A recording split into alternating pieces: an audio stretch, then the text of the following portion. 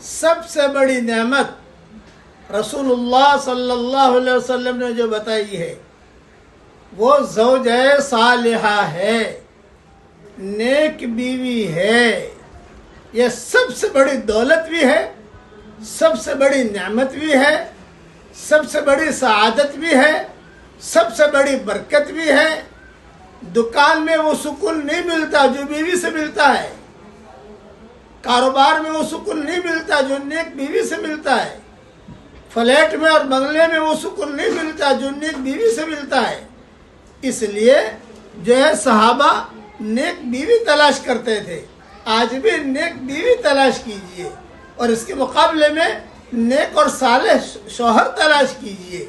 अल्लाह ताला हम सबको नेक बीवियां अता करे और औरतों को नेक शौहर अता करे। क्या ये आमीन।